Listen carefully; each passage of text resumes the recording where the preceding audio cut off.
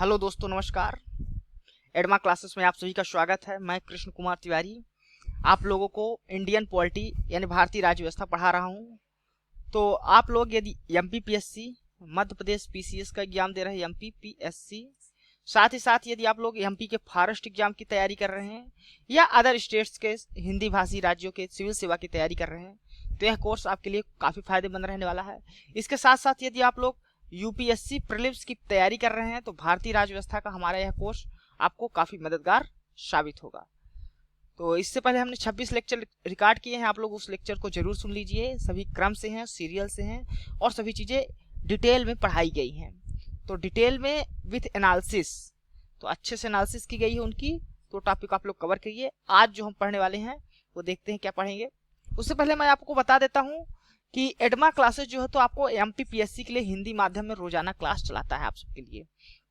तो आप लोग सुबह 8 बजे से मध्य प्रदेश का जीके, भूगोल, यहाँ का इतिहास, यानी मध्य प्रदेश से संबंधित जितना भी एग्जाम्स में पूछे जाते हैं करंट अफेयर्स मिला के, वो सभी चीज़ें आपको पढ़ाई जाएंगी। तो उसको आप लोग जरूर पढ़िए सुबह 8 बजे। इसके अलावा 9 बजे आपको भूगोल पढ़ाया जाता है, उसको भूगोल की क्लास कीजिए।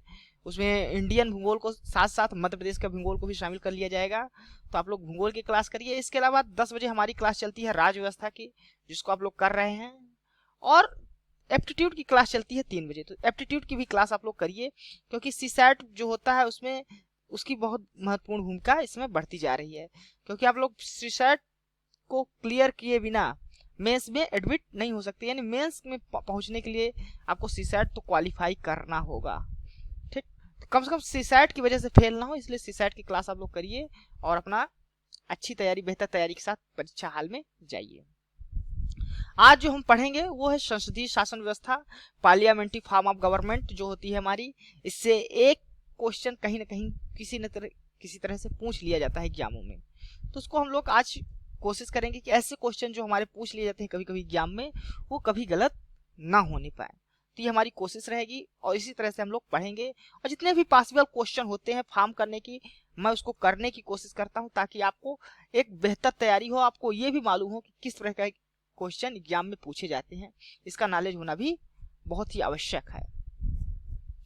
तो जो संसदीय व्यवस्था है ये हमने भारतीय संविधान में अपनाई हुई, क्योंकि 2 प्रकार की व्यवस्था होती है, एक संसदीय व्यवस्था होती है, एक राष्ट्रपति का शासन होता है। तो हमारे जो देश में इंडिया में अपनाया गया है वो संसदीय व्यवस्था अपनाई गई है। केंद्र में यदि संसदीय व्यवस्था की बात की जाए तो हमारे अनुच्छेद 74 और 75 में बात की गई है। कभी कोई इस तरह का भी क्वेश्चन पूछ लिया जाता है अनुच्छेद का स्पेसिफिक, कि किस अनुच्छेद में किस बारे में बात की गई है। तो हमारे पार्लियामेंट के बारे में बात की गई है, 74 और 75 में बात की गई है। पार्लियामेंट और उसकी जो कैबिनेट होती है, मिनिस्ट्री होती है, उसके बारे में बात किया गया है।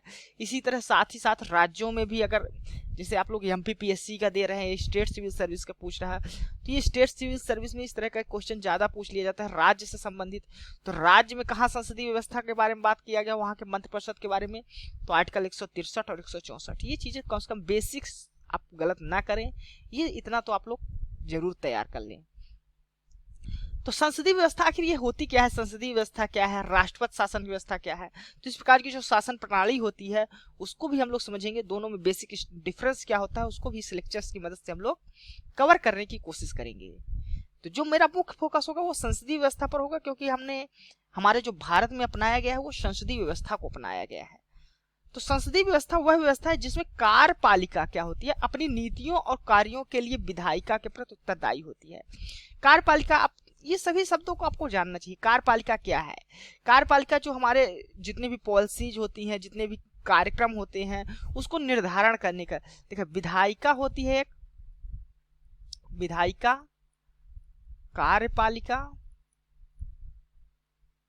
और न्यायपालिका। लोकतंत्र के 3 स्तंभ माने जाते हैं। चौथा स्तंभ को मीडिया को भी माना जाता है, ठीक ना, मीडिया, न्यूज जो होता है, इसको हमने अभी, हमारा 3 से मतलब है। तो विधायिका, कार्यपालिका, न्यायपालिका, ये हमारे लोकतंत्र के 3 स्तंभ है। विधायिका क्या करती है, कोई भी कार्य बनाने का कार्य करती है। कार्यपालिका उसको एग्जीक्यूट करती है, उसको कार्यान्वित करने का कार्य करती है, तो कार्यपालिका की जिम्मेदारी है। न्यायपालिका, यदि इनमें कहीं भी गड़बड़ी है, चाहे विधायिका में हो चाहे कार्यपालिका में हो, और कोई भी न्याय की आवश्यकता हो, उसको सुधारने की आवश्यकता हो, तो न्यायपालिका के पास मामला जाता है। तो तीनों इंडिपेंडेंट रूप से कार्य करते हैं, लेकिन विधायिका और कार्यपालिका लगभग एक ही चीज होती है। विधायिका यानी जो हमारी पार्लियामेंट में जितने भी मेंबर होते हैं वो, कार्यपालिका में क्या आते हैं जो मंत्री, मिनिस्टर और प्रधानमंत्री, यानी जो सरकार में रहते हुए और कुछ भाग सरकार के जो मेन होते हैं, हेड, मंत्री, मिनिस्टर्स, वो सभी हमारे कार्यपालिका के अंग कहे जाते हैं। इसके अलावा कार्यपालिका में अन्य सदस्य भी आते हैं जो सेवाएं होती हैं केंद्रीय और राज्य की। तो संसदीय व्यवस्था वह व्यवस्था है जिसमें कार्यपालिका अपनी नीतियों और कार्यों के लिए विधायिका के प्रति उत्तरदायी होती है। अब विधायिका हमने बताया आपको, पार्लियामेंट जो हमारी विधायिका उसको कहते हैं, ठीक ना। तो जो कानून बनाने का कार्य करते हैं, विधान बनाने का कार्य करती है विधायिका, यानी विधान बनाने का कार्य, नियम कानून, जितने भी देश में किस हमारे कॉन्स्टिट्यूशन में कोई भी विधान बनाना हो तो वो विधायिका ही अपना कार्य करती है। वोट होते हैं, आप लोगों को मालूम होगा, पार्लियामेंट चलता है, सेशन चलता है, 3 सेशन चलता है। वित्त सेशन, मानसून सेशन आता है, विंटर सेशन आता है और इसके साथ बजट सेशन, तो ये तीनों सेशन चलते हैं, विधायिका ही चलती है। तो विधायिका के प्रति वो जिम्मेदार होती है कार्यपालिका, यानी अगर कार्यपालिका अपना कार्य सही से नहीं करे तो विधायिका जो पार्लियामेंट होती है उसमें लोअर हाउस जो होता है वो उसको हटा भी सकता है। तो इस प्रकार कार्यपालिका, लेकिन कार्यपालिका एक व्यापक शब्द है, केवल वो मंत्री, मिनिस्टर ही नहीं, हमारे जो सिविल सेवा में होते हैं सरकारी कर्मचारी वो भी होते हैं। तो ऐसा, तो ये जो कार्यपालिका होते हैं हमेशा जो कानून विधायिका बनाती है उसके प्रति वो जिम्मेदार होते हैं। तो इसलिए हमारे जो देश में अपनाया गया है यही कारण है कि संसदीय व्यवस्था को अपनाया गया है। वहीं यदि राष्ट्रपति शासन में देखें तो कार्यपालिका अपने नीतियों और कार्यों के लिए विधायिका के प्रति उत्तरदायी नहीं होते। जो विधायिका होती है वहां का कानून बनाने के लिए, वो कार्यपालिका उसके प्रति जिम्मेदार नहीं होती। तो ये बेसिक डिफरेंस है दोनों में, संसदीय व्यवस्था क्या है और राष्ट्रपति शासन क्या है। तो संसदीय व्यवस्था में वो कार्यपालिका जो तो उत्तरदायी होती है नीतियों कार्यों के प्रति विधायिका के प्रति, लेकिन राष्ट्रपति शासन में ऐसा नहीं होता। और राष्ट्रपति शासन आप लोग अमेरिका के संविधान से तुलना कर सकते हैं। अमेरिका का जो संविधान है वह राष्ट्रपति शासन है, तो उसको आप तुलना कर सकते हैं। और यह संवैधानिक रूप से अपने कार्यकाल के मामले में विधायिका से स्वतंत्र होती है। जो राष्ट्रपति शासन होता है, कार्यपालिका होती है, वो संवैधानिक जो रूप है उसमें कार्यकाल अपने कार्यकाल के मामले में विधायिका, यानी उसका जो कार्यकाल होता है वो निश्चित होता है, यानी वो स्वतंत्र है कि वो कब तक कार्य करेगा। जैसे अमेरिका में 4 साल के लिए राष्ट्रपति को बनाया जाता है, 4 वर्ष के लिए, तो निश्चित होता है, उसको आसानी से हटाया नहीं जा सकता। जबकि संसदीय व्यवस्था में देखते कार्यकाल जो तो निश्चित नहीं होता। यदि सरकार जो है अपना जो वहाँ का बहुमत है वो खो देती है तो उसको कार्यकाल पर जो तो हटना पड़ता है। लेकिन यहाँ जो है तो उसका कार्यकाल फिक्स होता है, वो राष्ट्रपति 4 साल के लिए बनता है। वो केवल बहुत ही रेयर केस होता है जहां पर राष्ट्रपति अमेरिका का शासन इम्पीचमेंट के द्वारा हटाया जाए, लेकिन आसानी से होता नहीं, ऐसा मामला हुआ नहीं है कभी, ठीक। तो ये संसदीय और राष्ट्रपति शासन में बेसिक डिफरेंस आपको मालूम हो जाना चाहिए। अब जो हमारी संसदीय सरकार है, जैसे भारत की सरकार है, इसको कैबिनेट सरकार भी कहते हैं। कैबिनेट सरकार क्यों कहते हैं? जितने भी कैबिनेट रैंक के मिनिस्टर होते हैं वो लगभग इसको चलाने का कार्य करते हैं। उत्तरदायी सरकार है। उत्तरदायी सरकार क्यों है बताया, क्योंकि ये जो कार्यपालिका होता है उत्तरदायी होती है विधायिका के। पार्लियामेंट में आप लोग देखते हो प्रश्न आवर होता है, क्वेश्चन आवर्स, ठीक। तो जो क्वेश्चन आवर होते हैं, क्वेश्चंस के थ्रू या नए मुद्दों के थ्रू विपक्ष अपना विरोध करके, इस प्रकार जो तो एक चेक एंड बैलेंस का कार्य करता है विपक्ष होता है। साथ ही साथ मंत्री मिनिस्टर से प्रश्न भी पूछे जाते हैं। वहाँ के जो संसद सदस्य होते हैं वो हमेशा प्रश्न पूछे जाते हैं, तो उसको जवाब देना होता है सरकार को। तो इसलिए जवाबदेही या उत्तरदेही सरकार, उत्तरदायी सरकार भी कहा जाता है संसदीय सरकार। इसके अलावा सरकार का वेस्ट मिनिस्टर स्वरूप भी कहा जाता है, ठीक। तो ये 3 शब्द यूज होते हैं संसदीय सरकार के लिए। कभी एग्जाम में पूछ भी लिया गया कि कौन सा संसदीय सरकार के लिए है, कौन सा नहीं, तो वो आपको याद रहना चाहिए। और यह कहाँ है संसदीय सरकार? ब्रिटेन में है, जापान में है, कनाडा में है और भारत में।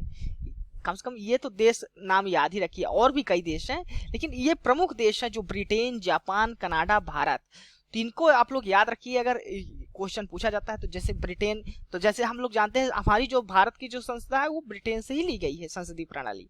जापान में भी है, कनाडा में भी है, ये 2 चीज आप लोग याद रखिए। वहीं राष्ट्रपति शासन कहाँ चलता है उसको ध्यान रखिए। राष्ट्रपति शासन को गैर उत्तरदायी सरकार या गैर संसदीय या निश्चित कार्यकारी व्यवस्था, निश्चित कार्यकारी क्योंकि 4 साल का फिक्स कार्यकाल होता है, बताए आसानी से हटाया नहीं जा सकेगा। गैर संसदीय होती है और गैर उत्तरदायी होती है। और ये संसद पर इसका कोई कंट्रोल नहीं होता संसद। तो ये इस तरह के गैर उत्तरदायी, गैर संसदीय और निश्चित कार्यकाल की व्यवस्था भी कहा जाता है राष्ट्रपति शासन को। कहाँ कहाँ है? अमेरिका में है, ब्राजील में है, रूस में है, श्रीलंका। श्रीलंका अपना पड़ोसी देश है, याद रखना चाहिए। अमेरिका, रूस बड़े जो विश्व शक्तियां हैं, तो उसको भी याद रखना है। ब्राजील से भी हमारा संबंध, जैसे ब्रिक्स जैसे कंट्रीज में हम लोग मिले हुए हैं। तो ये इसलिए हमें ये सभी देशों को नाम याद रखना जरूरी है कि यहाँ पर क्या है, प्रेसिडेंशियल सिस्टम है। क्योंकि हम लोग कहीं ना कहीं इंटरनेशनल रिलेशन में देखें, यदि अंतर्राष्ट्रीय संबंध में, इन देशों से हमारा कुछ न कुछ संबंध रहता है। तो इसलिए पूछा भी जा सकता है कि यहाँ किस प्रकार की सरकार चलती है। अमेरिका, ब्राजील, रूस का ना। वहीं श्रीलंका में देखते हैं आप लोग, साम्यवादी सरकार चलती, कम्युनिस्ट पार्टी। चाइना का भी पूछा जा सकता है, चाइना में कम्युनिस्ट पार्टी चलती है। तो चाइना का भी कम से कम आपको मालूम रहना चाहिए कि वहाँ साम्यवादी सरकार है। ठीक, तो कहाँ किस प्रकार की गवर्नमेंट है, कम से कम अपने अड़ोसी पड़ोसी ये सब मालूम रहना चाहिए। तो आप लोग कमेंट करके बताइएगा पाकिस्तान और बांग्लादेश में किस प्रकार की गवर्नमेंट चल रही है, वहाँ संसदीय है कि राष्ट्रपति शासन है या कोई किसी और प्रकार की सरकार है। तो आप लोग कम से कम इतना तो नॉलेज होना चाहिए, जानकारी जरूरी है। ठीक, संसदीय सरकार को उत्तरदायी सरकार के रूप में भी जाना जाता है, ये तो आपने बताया। अब क्यों जाना जाता है? क्योंकि इसमें कैबिनेट जो होती है हमारी, वो संसद के प्रति उत्तरदायी होती है। इनका कार्यकाल तब तक चलता है जब तक उन्हें संसद का विश्वास प्राप्त है। बताए ना, कोई कार्यकाल तो निश्चित होता नहीं, तो जब तक विश्वास प्राप्त है तब तक ये रहेंगे। यदि इनका विश्वास हट जाता है, जैसे आप लोग मालूम होगा अटल जी 13 दिन की सरकार चलाए थे, प्रधानमंत्री बने थे, लेकिन अपना विश्वास नहीं सिद्ध कर पाए तो प्रधानमंत्री पद से हटना पड़ता है। तो ये संसदीय सरकार की एक विशेषता है, प्रमुख विशेषता है। संसदीय व्यवस्था का प्रादुर्भाव करने वाली ब्रिटिश संसद के उद्भव के उपरांत से सरकार का वेस्टमिनिस्टर, जब ब्रिटिश में इसका उपरांत हुआ था प्रादुर्भाव, तभी से इसको सरकार का वेस्टमिनिस्टर मॉडल भी कहा जाता है। तो ये बेसिक्स चीजें थी, वो आप लोग क्लियर रहना चाहिए। अब हम लोग संसदीय जो हमारी सरकार है उसकी क्या क्या प्रमुख विशेषताएं हैं उसको समझते हैं। नामित और वास्तविक कार्यपालिका होती है। नामित कार्यपालिका कैसे है आपको मालूम होगा। नामित हेड होते हैं, जैसे प्रेसिडेंट है हमारे राष्ट्रपति, वो नाम मात्र की कार्यपालिका है, वो उनके नाम पे सभी कार्य होते हैं, लेकिन रियल पावर, वास्तव में उनके पास पावर नहीं होती। वास्तविक कार्यपालिका कौन है? प्रधानमंत्री और उसके कैबिनेट है ना, प्रधानमंत्री और मंत्रिपरिषद, ये वास्तविक कार्यपालिका है। ठीक, याद रखिएगा इस चीज को। तो वास्तविक कौन है? रियल नाम, केवल नाम मात्र का कौन है? तो नाम मात्र का प्रेसिडेंट हो गया, वास्तविक हमारे प्रधानमंत्री, मंत्रिपरिषद। ठीक, साथ साथ बहुमत दल का शासन होता है। जैसा आपको मालूम है, सरकार वही, प्रधानमंत्री उसी दल का बनता है जिसको पास संसद में बहुमत प्राप्त होता है, जो सबसे ज्यादा सीट जीत के जाता है वहां, तो बहुमत दल का सरकार हो गई। इसके अलावा सामूहिक उत्तरदायित्व होता है। पूरी कैबिनेट का जो मंत्रिपरिषद परिषद होती है वो सामूहिक रूप से विधायिका के प्रति जिम्मेदार होती है। डिफिनेशन में ही हम लोग इसको समझाने की कोशिश की। इसके अलावा राजनीतिक एक रूपता रहती है संसदीय सरकार में। देखते हैं कि राजनीतिक रूप से वो सभी जो सरकार में रहता है, वो सरकार में वो सभी एक राजनीतिक रूप से एक गठबंधन के रूप में रहते हैं। यदि 2 या 2 से अधिक पार्टियां मिलकर भी कार्य करती है तो उनकी एक विचारधारा, एक निश्चित कार्य के लिए जो तो कार्य करती हैं, एक साथ एकजुट होकर कार्य करती हैं। तो राजनीति की एक रूपता भी देखने को मिलती है संसदीय सरकार में। इसके अलावा दोहरी सदस्यता देखने को मिलती है। ठीक, प्रधानमंत्री का नेतृत्व देखने को मिलता है।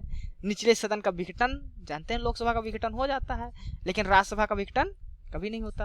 राज्यसभा को क्या बोला जाता है? स्थायी सदन। ठीक ना, स्थायी सदन बोला जाता है राज्यसभा को। इसका कार्यकाल, कोई भी मेंबर इसका जो होता है वो 6 वर्ष के लिए होता है, और हर 2 वर्ष में 1/3 जो तो उसके मेंबर को रिटायर कर दिया जाता है। तो ये स्थायी होता है। लोकसभा विघटित हो रहे, कभी भी विघटित हो सकती है। जब भी विश्वास हटा लोगों से, यानी संसद का, जब जो संसद में मेंबर हैं उनका अगर विश्वास नहीं है तो सरकार गिर जाती है। तो इस प्रकार की जो व्यवस्था होती है संसदीय सरकार में ही होती है। गोपनीयता होती है, यानी जितने भी वहां के सदस्य होते हैं सब गोपनीयता, जो मंत्रिमंडल में होते हैं वो सभी गोपनीयता की शपथ लेते हैं। तो गोपनीयता होती है, कोई भी कार्य होते हैं तो वो गोपनीय रूप से करते हैं। तो अगर कोई भी, जब तक वो लॉ नहीं बन गया है या कुछ ऐसी चीजें हैं जो देश के लिए खतरनाक हो सकती हैं, सुरक्षा के लिए, तो या राष्ट्र की एकता और अखंडता के लिए, तो ऐसी चीजों को गोपनीय रखा जाता है। वो मंत्रिपरिषद में मंत्री लोग सब इस चीज की क्या लेते हैं? शपथ लेते हैं। तो ये संसदीय सरकार की विशेषताएं हो गई। राष्ट्रपति शासन का भी विशेषता हम लोग जान लेते हैं। तो अमेरिका का जो राष्ट्रपति होता है, जैसे अमेरिका में है तो अमेरिका का राष्ट्रपति राज्य सरकार, राज्य और सरकार दोनों का जो हो, तो राज्य का भी और सरकार का भी दोनों का मुखिया होता है। ठीक, तो ये इस प्रकार की जो तो मुखिया होता है पूरे देश का। 4 वर्ष का निश्चित कार्यकाल होता है। आपका राष्ट्रपति को बताया ना, वो निश्चित एक कार्यकाल होता है 4 वर्ष का। वहाँ की कैबिनेट को किचन कैबिनेट कहा जाता है। किचन कैबिनेट क्यों कहा जाता है? क्योंकि वो जो राष्ट्रपति जो है तो उसका अपना खुद निर्णय करता है, उसके जो परामर्श से ही राष्ट्रपति कार्य करता है। इसको राष्ट्रपति किचन कैबिनेट या राष्ट्रपति कैबिनेट भी कहा जाता है, क्योंकि वो राष्ट्रपति के द्वारा चुने हुए जाते हैं, ये गैर निर्वाचित होते हैं। ये ध्यान रखिए, बहुत प्रमुख इंपॉर्टेंट, गैर निर्वाचित, यानी इनका चुनाव नहीं होता। ये राष्ट्रपति जिसको नामित करता है, जिसको चाहता है, वो अपने चयन, उसके नियुक्ति जो होता है राष्ट्रपति खुद करता है अपने चयन के आधार पे। तो कोई उत्तरदायी नहीं होते, केवल किसके प्रति उत्तरदायी? क्योंकि राष्ट्रपति ने इन्हें चाहता है, राष्ट्रपति के प्रति जिम्मेदार होते हैं, उत्तरदायी होते हैं। ये संसद के प्रति कभी भी, वहाँ की जो कांग्रेस है, वहाँ के सदन को, निचले सदन को क्या बोला जाता है? कांग्रेस बोला जाता है। उस कांग्रेस के प्रति ये गैर निर्वाचित सदस्य या जो वहाँ के कैबिनेट होता है वो कभी भी जिम्मेदार नहीं होता, उत्तरदायी नहीं होता। इसके अलावा तो कांग्रेस के प्रति उत्तरदायी यहाँ है ही। हाउस, राष्ट्रपति जो तो हाउस ऑफ रिप्रेजेंटेटिव का विघटन नहीं कर सकता। इन्हें जो कॉमन वहाँ का हाउस रिप्रेजेंटेटिव जो चुन के हुए सदस्य आए हुए हैं, वो कभी विघटन नहीं कर सकता। लेकिन यहाँ का जो राष्ट्रपति है, यदि प्रधानमंत्री आह्वान करता है कि मंत्रिपरिषद को विघटित की जाए या तो सरकार को विघटित कर दिया जाए, तो कर दिया जाता है। लेकिन अमेरिका के राष्ट्रपति के पास इस पावर नहीं है। वहाँ का जो राष्ट्रपति होता है वो हाउस ऑफ रिप्रेजेंटेटिव का, यानी कांग्रेस का कभी विघटन, निचले सदन का विघटन नहीं कर सकता। शक्तियों का वहाँ बिल्कुल विभाजन होता है, स्पष्ट विभाजन होता है कि विधायी जो विधायी कार्यपालिका है, विधायी का कार्य है वो विधायी ही करेगी, कार्यपालिका राष्ट्रपति के जो कार्य है वो राष्ट्रपति ही करेगा, स्पष्ट। लेकिन यहाँ देखते हैं कार्यपालिका, इंडिया में कार्यपालिका और लगभग विधायिका एक ही होते हैं। जो विधायी में होते हैं वही उन्हीं से मिलके, उन्हीं से कुछ सदस्य होते हैं जो कार्यपालिका के अंग होते हैं, सदस्य होते हैं। तो और वहाँ की न्यायपालिका भी बिल्कुल, सब तीनों एक प्रकार से स्वतंत्र होते हैं। यहाँ हम लोग देखते हैं न्यायिक जो जुडिशियल रिव्यू या न्यायिक जो हस्तक्षेप होता है, वो सरकार को हमेशा डायरेक्शन देती रहती है कि ऐसा आपको करना चाहिए। न्यायपालिका भारत की ऐसे करती रहती है। तो वहाँ ये तीनों चीजें बिल्कुल स्वतंत्र होते हैं। शक्तियों का स्पष्ट विभाजन देखा जा सकता है राष्ट्रपति शासन की व्यवस्था में। जो संसदीय शासन हमने क्यों अपनाया है, इसके लिए थोड़ा सा उसके कुछ प्रमुख गुण होंगे। कुछ तो गुण कौन कौन से हैं? विधायिका कार्यपालिका के मध्य हमेशा क्या होता है? सामंजस्य बना, क्योंकि एक ही विधायिका से ही उसके कुछ सदस्य कार्यपालिका के होते, तो हमेशा उनमें टकराव ना हो, इसको हटाने के लिए सामंजस्य बना के रखा जाता है। तो सामंजस्य होता है, ये बहुत अच्छी बात होती है कि बहुत ज्यादा टकराहट नहीं होती, तो कार्य जो तो आसानी से हो जाते हैं। कोई भी नियम कानून हुआ वो आसानी से बन जाता है, उसको कार्यान्वित किया जा सकता है आसानी से। साथ ही साथ उत्तरदायी सरकार की एक जो होती है, उत्तरदायी होती है। ये संसदीय व्यवस्था का अच्छा गुण है कि जिम्मेदार है, कोई भी कार्य कर रही है तो उसके लिए जवाबदेह है। जवाबदेह है तो निरंकुशता जो उसकी होती है, ऐसा नहीं कर सकता कि कोई भी कार्य मनमर्जी कर दे, उसके लिए उस पर निरंकुश, या उसको संसद के सदस्य नहीं पसंद कर रहे हैं तो सरकार को हटा भी सकते हैं। तो निरंकुशता का भी प्रतिषेध होता है। वैकल्पिक प्रकार की सरकार की व्यवस्था की जा सकती है। यदि मान लीजिए जो बहुमत प्राप्त है, जिसको बहुमत, ठीक ना, बहुमत है, वो उसके दल के नेता अगर चाहें, नहीं बनना चाहते प्रधानमंत्री, यदि वो अपना चाहे उस सरकार में नहीं रहना चाहते उस दल के, तो विपक्षी दल को भी आमंत्रित कर सकते हैं और सरकार बनाने का न्योता दे सकते हैं। तो वैकल्पिक सरकार की व्यवस्था यहाँ होती है। व्यापक प्रतिनिधित्व होता है संसदीय सरकार में। हर राज्य से आते हैं, हर तरह, मतलब हर एक लोकेशन से वहाँ लोग आते हैं, तो तरह तरह के सभी, हर भाषा, हर तरह के व्यक्ति, तो एक व्यापक प्रतिनिधित्व वहां पर मिल जाता है, क्योंकि जनता इसे अलग अलग क्षेत्रों से चुनकर इन्हें भेजती है। ऐसा नहीं है कि कोई नामित है। राष्ट्रपति देखते हैं कि जिसको चयन करने अपने कैबिनेट में, सरकार में, वही आ जाता है। लेकिन यहाँ पर हम लोग देखते हैं कि हर एरिया को एक निश्चित सदस्य संख्या दी गई है कि आप इस एरिया से इतना पॉपुलेशन के आधार पर बांटा गया है। ठीक, ये संसदीय व्यवस्था के गुण थे। इसके कुछ दोष हैं कि सरकार अस्थिर है। राष्ट्रपति शासन में उसका 4 साल का कार्यकाल निश्चित है।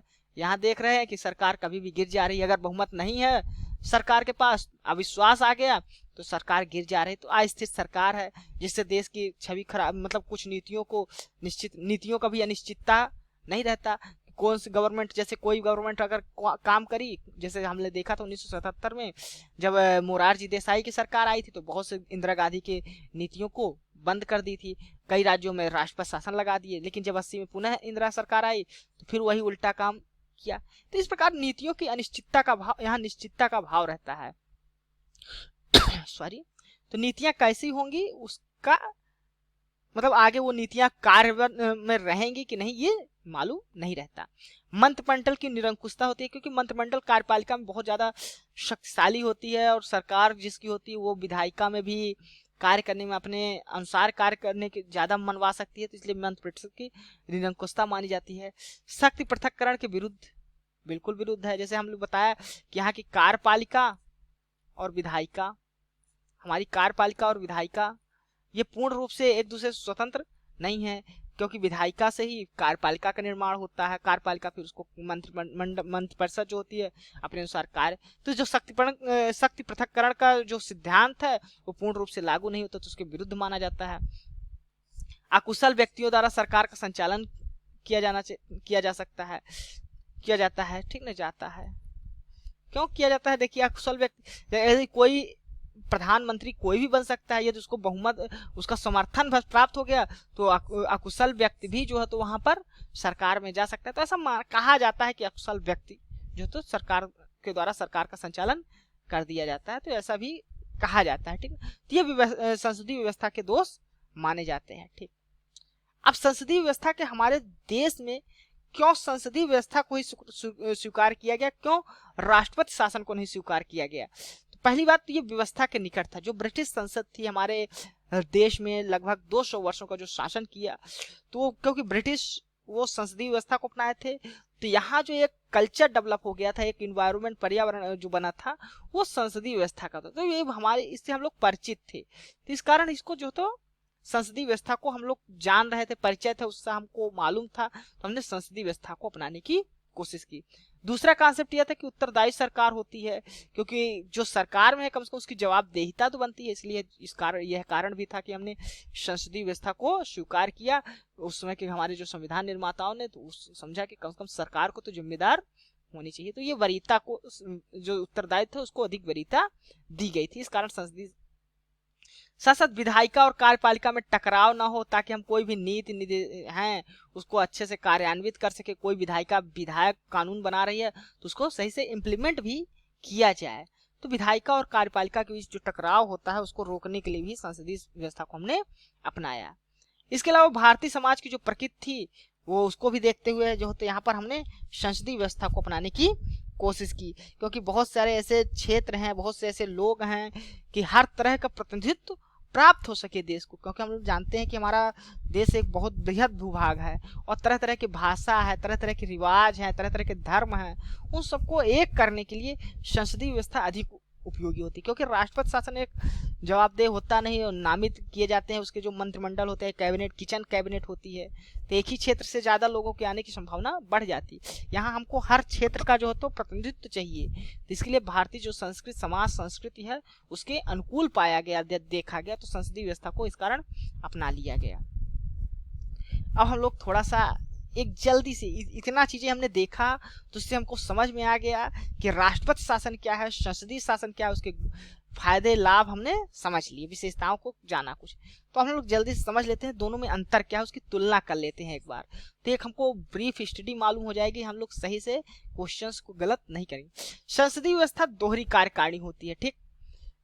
यहाँ एकल कार्यकारिणी होती है। यहाँ देखिए हम लोग कार्यकारिणी जो है तो दो प्रकार की होती है, एक मंत्रिपरिषद विधायक और एक कार्यपालिका अलग होती है। यहाँ तो देखते हैं कि जो राष्ट्रपति हैं उसी के द्वारा जो चुने हुए हैं संपूर्ण रूप से कार्य करने के लिए जिम्मेदार होती है।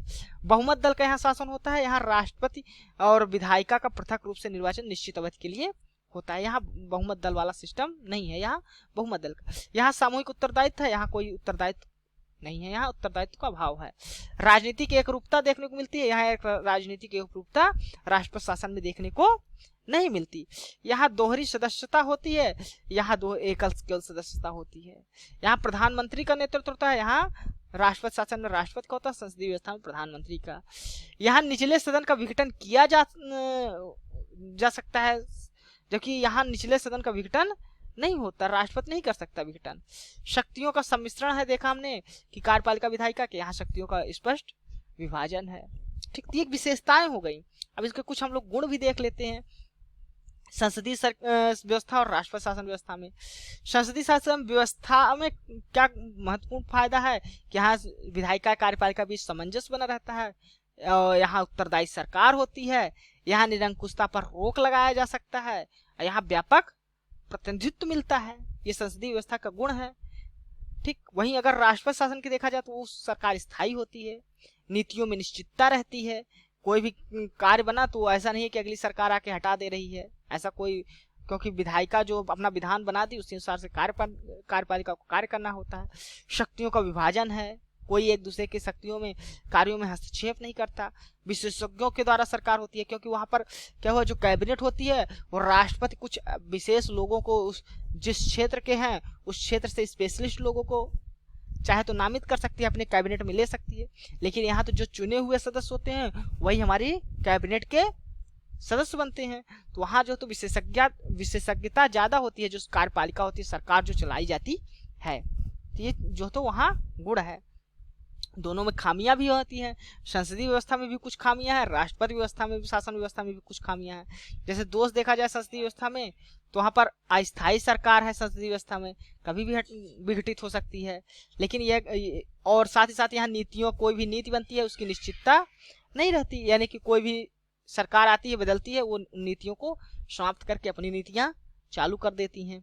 शक्तियों के विभाजन के विरुद्ध है, यहाँ पर कार्यपालिका विधायिका एक साथ कार्य करती है। अकुशल व्यक्तियों के द्वारा सरकार का संचालन होता है। हमने बताया कि चुने हुए सदस्य यदि अकुशल हैं तो भी वो सरकार का संचालन कर रहे हैं, जबकि राष्ट्रपति शासन में ऐसा कोई नहीं, न विधायिका कार्यपालिका बीच कोई टकराव, गैर उत्तरदायी सरकार। अच्छा, यहाँ जो विधायिका होती है और कार्यपालिका होती है उसका बीच टकराव रहता है, क्योंकि ये स्वतंत्र रूप से कार्य करते हैं। तो कोई भी ऐसा जो कार्यपालिका को लगता है कि ऐसा विधायक नहीं बनाया जाना चाहिए, उस हिसाब से हमारे देश के लिए फायदे, मतलब इस प्रकार विधायिका और कार्यपालिका में वहाँ टकराव रहता है। उत्तरदायी सरकार होती नहीं, कार्यपालिका उत्तरदायी नहीं होती विधायिका के प्रति। गैर उत्तरदायित्व का नेतृत्व की संभावना रहती है कि वहाँ जो तो कैबिनेट में जो नामित किए गए वो गैर उत्तरदायी हो सकते हैं। और सीमित प्रतिनिधित्व होता है, वहाँ ज्यादा जो तो व्यापक प्रतिनिधित्व नहीं होता कि जो सरकार वहां चलती है, जो क्योंकि चुने हुए लोग होते हैं तो वो एक सीमित दायरे के होते हैं। यहाँ तो हर तरह के दरिया के लोग जो तो कैबिनेट में आते हैं, तो यहाँ व्यापक प्रतिनिधित्व होता है, वहाँ सीमित प्रतिनिधित्व होता है। तो वो वहाँ की जो कमियां है राष्ट्रपति शासन की, दोष है ये सब। तो ये थे आज का हमारा जो तो संसदीय व्यवस्था, पार्लियामेंट्री फॉर्म ऑफ गवर्नमेंट के बारे में आज हमने जाना। यदि आपको हमारा यह वीडियो अच्छा लगा है तो आप इसको लाइक जरूर कर दीजिएगा, हमारे इस चैनल को सब्सक्राइब कर लीजिए, साथ ही साथ बेल आइकन को भी दबा दीजिए, ताकि जो है तो जैसे ही आपको अगली वीडियो हमारी अपलोड हो उसका आपको नोटिफिकेशन मिल जाए। साथ ही साथ हमने जो न्यू अनाउंसमेंट होंगे वो भी आपको प्राप्त हो सकेंगे। तो हमारे इस चैनल को सब, इसके अलावा आप लोग हमारे सोशल मीडिया ग्रुप से भी जुड़ सकते हैं, इंस्टाग्राम, टेलीग्राम, फेसबुक, जिसका लिंक आपको डिस्क्रिप्शन बॉक्स में दिया जाता है, उसको आप लोग क्लिक करिए और जरूर जुड़िए। हमारे टेलीग्राम ग्रुप से आप लोग जरूर जुड़िए, क्योंकि वहाँ पर डेली जो होते हैं इस लेक्चर्स की, जो हमारे लेक्चर्स होते हैं उसकी वहाँ पर PDF अवेलेबल हो जाती है। साथ ही साथ जो सबसे बड़ा फायदा है टेलीग्राम ग्रुप से जुड़ने का, वहाँ डेली क्विज होते हैं, तो उन क्विज को आप लोग करेंगे तो उससे आप लोग प्रारंभिक परीक्षा का एक अच्छा तैयार होगा मटेरियल, तो क्विज को आप लोग जरूर करिए। इसके अलावा आप लोगों को बता दें, हमारे जो एडमा चैनल है उसका एक एडमा संस्थान का उसका एक ऐप भी आ चुका है, तो उस ऐप को भी आप लोग गूगल प्ले स्टोर से जाएंगे, प्ले स्टोर पे ऐप एडमा का ऐप सर्च करेंगे तो वो आपको मिल जाएगा, उसको आप लोग डाउनलोड कर लीजिए। वहाँ पर आपको टेस्ट सीरीज मिल जाएगी, तो कुछ फ्री में टेस्ट सीरीज हैं तो उसको आप लोग सॉल्व करिए। यदि आप लोग को अच्छा लगता है तो वहाँ पर पैड टेस्ट सीरीज भी हर कोर्स के लिए अवेलेबल है, उसको टेस्ट सीरीज लीजिए और अपनी एक तैयारी, बढ़िया बेहतर तैयारी, क्योंकि उचित दाम पे वहाँ पर हर टेस्ट सीरीज आपको मिल जा रही है। ये बेहतर रहता है क्योंकि सबसे सस्ती दरों पर यहाँ टेस्ट सीरीज आपको एक अच्छे क्वालिटी की विशेषज्ञों के द्वारा तैयार किया हुआ मटेरियल मिलता है, तो इसलिए आपको ऐप भी डाउनलोड करिए। इसके अलावा वहाँ कुछ पैड कोर्स भी आपको मिल जाएंगे। तो यदि आपको हमारा वीडियो अच्छा लगा पुनः लाइक कर दिए। थैंक यू, धन्यवाद।